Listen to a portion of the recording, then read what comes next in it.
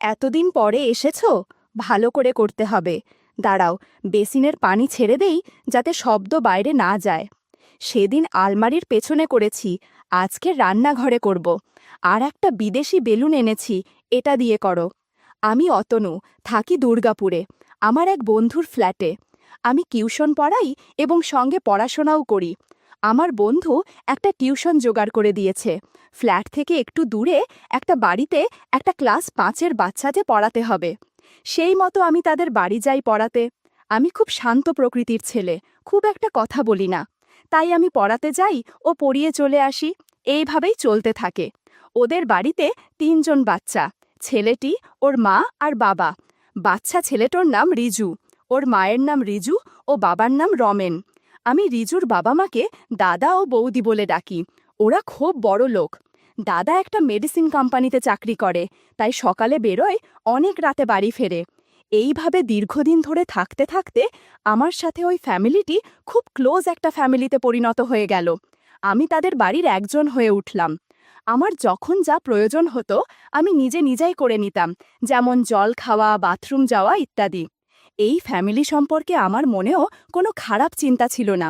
আমারও বাড়ি থেকে দূরে একটা ফ্যামিলি পেয়ে খুব ভালো লাগতো। একদিন আমি যথারীতি পড়াতে গেছি। কিছুক্ষণ পরে ওয়াশরুমে যাওয়ার প্রয়োজন পড়ে। যখন বাথরুমে যাই, সঙ্গে সঙ্গে ঘটল এক মাথা ঘুরে যাওয়া ঘটনা। আমি রিজুকে পড়তে বলে আমি যেই বাথরুমের দরজা খুলে ভেতরে ঢুকব, আর ভেতরে দেখি বৈদি দরজার দিকে পেছন করে বসে কি যেন করছে। আমি তো সরি সরি বলে বেরোতে যাব, ঠিক সেই সময় এমন স্লিপ করে পড়লাম ঠিক বৌদির পেছনের দিকে।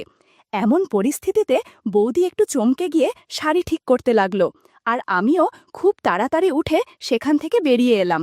এই ঘটনায় আমার খুব অস্বস্তি হচ্ছিল। এটা কি হলো? আমি কোনোভাবে আবার ফিরে এসে রিজুর কাছে এসে বসে পড়াতে শুরু করলাম। পরে গিয়ে যে ব্যথা পেয়েছি সেই সবের খেয়াল নেই, শুধু ভাবছি বৌদি কি ভাববে। আমার খুব টেনশন হচ্ছিল। হঠাৎ খেয়াল করলাম বৌদি এখনও বাথরুমে। আমি রিজুকে যেখানে পড়াই, বাথরুমটা ঠিক সেই রুমের সামনে। বৌদি বেরোলেই আমি দেখতে পাবো, তাই মনে হয় বেরোতে পারছে না। দেখি কিছুক্ষণ পরে বৌদি বেরিয়ে কোনো দিকে না তাকিয়ে রান্নাঘরে চলে গেল। আমিও তাকাইনি, তবে বুঝতে পারছি। আমি সেদিন তাড়াতাড়ি বাড়ি ফিরে এলাম। বাড়ি ফিরে বুঝলাম আমার খুব জোরে পায়ে ব্যথা লেগেছে, একটু কেটে গিয়েছে। ভাবলাম সকালে ঠিক হয়ে যাবে, কিন্তু সকালে আরও ব্যথা বেড়ে গেল। ঠিক করলাম আজ পড়াতে যাব না। আমি বিছানাতে শুয়ে পড়লাম, আর মোবাইল দেখতে দেখতে আমার বুকটা থকথক করে উঠল। দেখি রিজুর মা ফোন করেছে। ইচ্ছে করেই ফোনটা ধরলাম না। ফোন রেখে অনেক কিছু মাথায় ঘুরতে লাগলো। বৌদি হয়তো রেগে গেছে।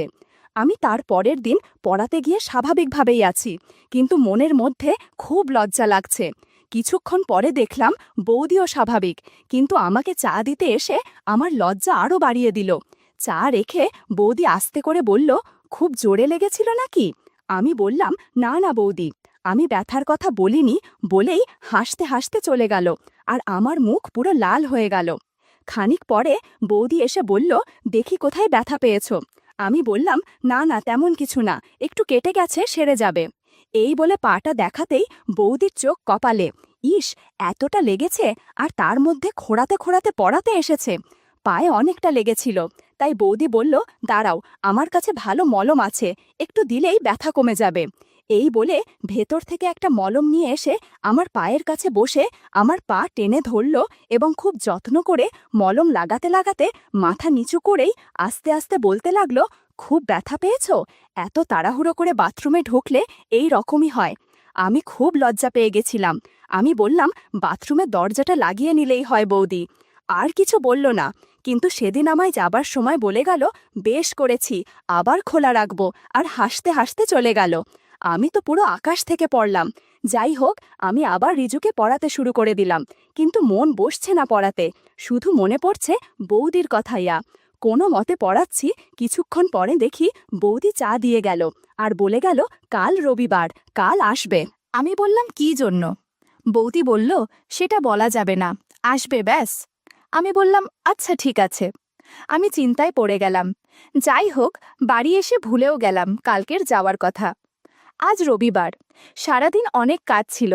দুপুরে খাবার খেতে খেতে হঠাৎ মনে পড়ল রিজুদের বাড়ি যাওয়ার কথা। তাই সন্ধেবেলায় আমি ঠিক পড়াতে যাওয়ার সময় বৌদিদের বাড়িতে এলাম। এসে জানতে পারি আজ রিজুর জন্মদিন। আমি তো সঙ্গে কোনো কিছু রিজুর জন্য আনিনি। আমি বৌদিকে বললাম, আমাকে কাল বলতে পারতে, তাহলে কিছু একটা উপহার বাচ্চাটার জন্য আনতে পারতাম। তখন বৌদি বলল, ওর জন্মদিন আমরা পালন করি না, আর কাউকে নেমন্ত্রণ করি না, কারণ ওই দিন ওর দাদু মারা গিয়েছিলেন তাই। আর আজ তোমাকে ডাকার কারণ তুমি এই বাড়ির একজন হয়ে গেছো তাই। আজ ওর বাবা বাড়িতে নেই, বাইরে গেছে কোম্পানির কাজে। রিজুর খারাপ লাগবে, তাই তোমাকে ডাকলাম। আমি বললাম, ও এই ব্যাপার। বৌদি বলল, আচ্ছা তোমরা বসো, গল্প করো, আমি একটু খাবার নিয়ে আসছি বলে বৌদি চলে গেল। আমি আর রিজু গল্প করতে লাগলাম। কিছুক্ষণ পরে বৌদি এলো খাবার নিয়ে। রিজু মাকে বলল, আজ কিন্তু পড়তে বসবো না। আমি বললাম, আচ্ছা আজ পড়াবো না, আজ তুমি যা চাইবে তাই হবে। কিছুক্ষণ ভেবে বলল, আজ লুকোচুরি খেলবো। সঙ্গে সঙ্গে বৌদি বলে উঠল, তাই হবে, তবে আমরা লুকোবো, তোকে খুঁজতে হবে, ঠিক আছে? এবার আমি আর বৌদি ঘরের মধ্যে লুকাচ্ছি, আর রিজু খুঁজছে। আমি একটা অন্ধকার ঘরের মধ্যে আলমারির পাশে ফাঁকা জায়গায় লুকিয়ে গেলাম। কিছুক্ষণ পরে দেখি বৌদিও ওই রুমে এসে জায়গা খুঁজছে। শেষে ভালো কোনো জায়গা না পেয়ে আলমারির পাশে লুকাতে এসে দেখে আমি ওখানে দাঁড়িয়ে। কিছু না বলে আমার সামনে দাঁড়িয়ে পড়ল, আর বিছানার চাদরটা টেনে নিজেকেও আমাকে ঢাকা নিয়ে নিল। আমাকে বলল, চুপ করে দাঁড়িয়ে থাকো। এরকম অবস্থায় আমার কেমন যেন মনে হচ্ছিল। বৌদি পুরো আমার সামনে দাঁড়িয়ে আছে। আমি বুঝতে পারলাম বৌদির সেই কথা, বেশ করেছি আবার খুলে রাখবো বাথরুমের দরজা। বৌদির প্রতি অন্য একটা ভালো লাগা মনের মধ্যে খেলতে শুরু করল। আজ বৌদি শুধু নাইটি পরে আছে, হালকা লাল কালারের নাইটি, বেশ সুন্দর দেখাচ্ছিল তাকে। আমিও বৌদি চুপচাপ দাঁড়িয়ে আছি, কিন্তু দুজনের মনে অনেক কিছু চলছে। একটু পর রিজু ঘরের মধ্যে ঢুকেছে, তাই দুজনে আরও সতর্ক হয়ে গেলাম। এতক্ষণ রিজু ঘরের মধ্যে খোঁজার পরেও না পেয়ে ও অন্য ঘরে চলে গেল আমাদেরকে খোঁজার জন্য। আর বৌদি সেটা বুঝে আস্তে করে আমার দিকে ঘুরে দাঁড়ালো। আমাদের আর বোঝার কিছু বাকি রইল না যে আমরা একে অপরের কাছে কি চাই। বৌদি বলল, অতনু, আজ আমাকে তুমি তোমার মতো করে ভালোবাসো। তখনই, মা, ও মা, আমি তোমাকে খুঁজে পাচ্ছি না। আমাদের যেন জ্ঞান ফিরে এলো। আমরা তাড়াতাড়ি সতর্ক হলাম। তুমি এখন বেরিও না, আগে আমি যাই, তারপর তুমি এসো বলে বৌদি বেরিয়ে গেল। আমিও একটু পরে বেরিয়ে এলাম, এসে সোফায় বসে পড়লাম। বৌদি রান্নাঘরে চলে গেল, আর আমাদের বলল, রিজু তোরা দোতলায় যা, আমি কফি নিয়ে আসছি। আমরা ওপরে চলে গেলাম। কিছুক্ষণ পরে বৌদি এলো, আমাদের কফি দিল, নিজেও নিল, কিন্তু আমার দিকে তাকিয়ে কথা বলছে না, খুব লজ্জায় মাথা নিচু করে খালি হাসছে। কফি শেষ করে আমি বললাম, আসি বৌদি, আজ রিজু টাটা, কাল আসবো পড়ার সময়, কেমন? এই বলে আমি উঠতে যাব, তখনই পাশের বাড়ির একটা বাচ্চা বিল্টু এলো। ওরা দুজন একই স্কুলের, একই পাড়ার বন্ধু। বিল্টু বলল, আন্টি, আমরা গেম খেলবো। বৌদি বলল, তুমি একটু বসো, আমি ওদের কম্পিউটারে গেম চালিয়ে আসি। আমি সোফায় বসে ভাবছি, আজ কি হলো জীবনে, আজ যেন বৌদিকে অনেকটা ভালোবেসে ফেলেছি। একটু মজা করা যাক।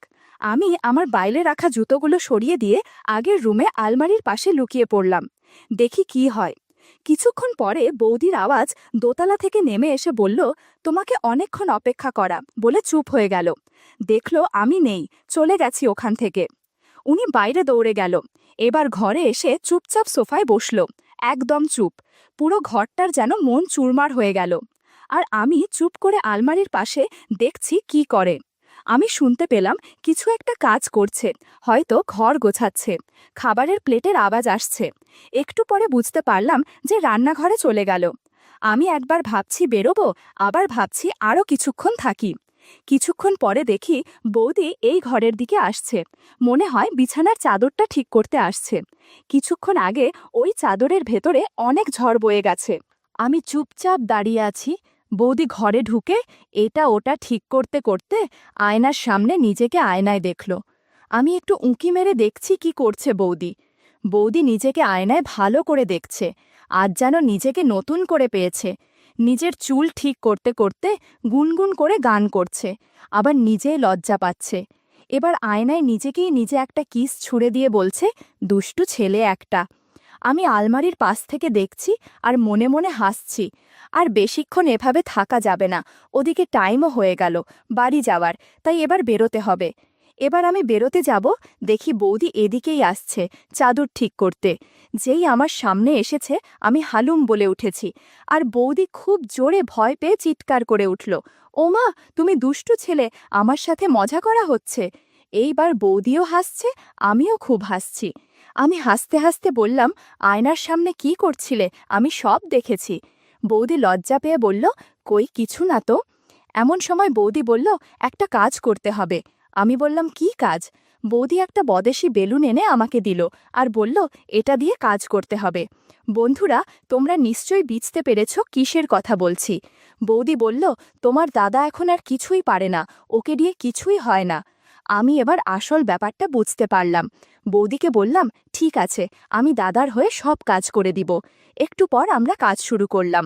বন্ধুরা, ইউটিউবের কড়া নিয়মের কারণে এসব ঘটনা সরাসরি বলা যাচ্ছে না। তোমরা কমেন্টে দেয়া লিঙ্ক থেকে আমার ওয়েবসাইট ভিজিট করো, সেখানে একদম মনের মতো গল্প দেয়া আছে, যেগুলো ইউটিউবে পাওয়া যায় না।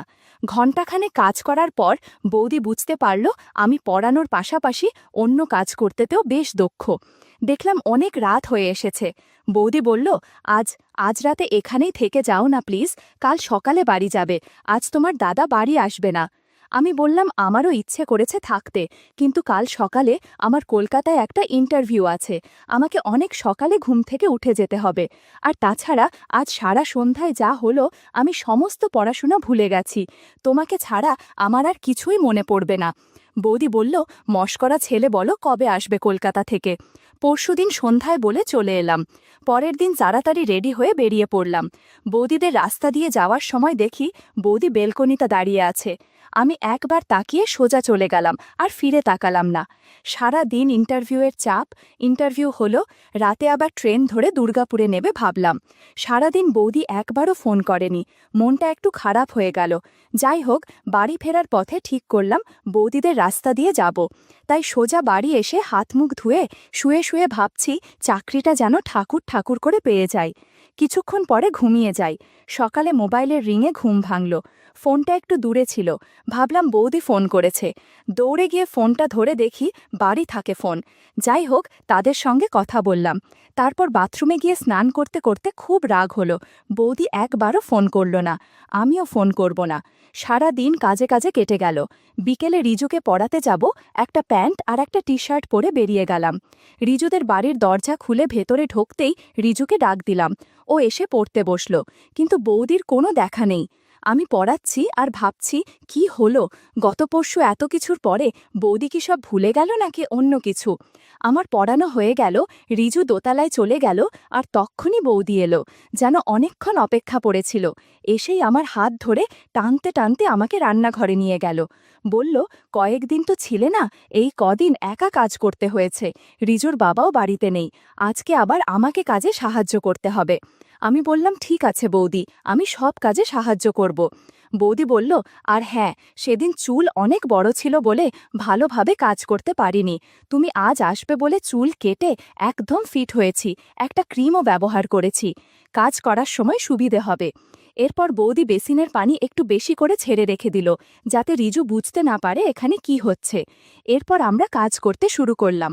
ইন্টারভিউয়ে যাওয়ার পর থেকে বৌদির অনেক কাজ জমে আছে, সব কাজ একে এক শেষ করে দিয়েছিল।